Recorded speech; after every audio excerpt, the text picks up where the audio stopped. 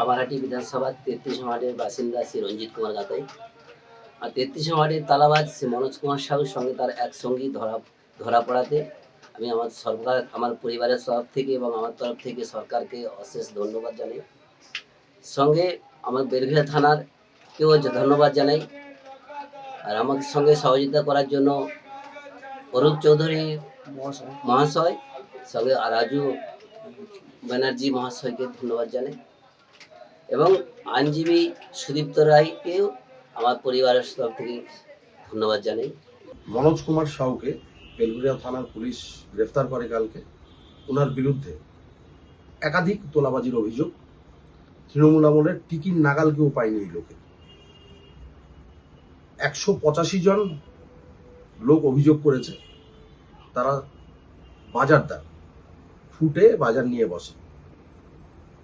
এর মধ্যেই একটি কমপ্লেনের ভিত্তিতে উনি গ্রেফতার হয়।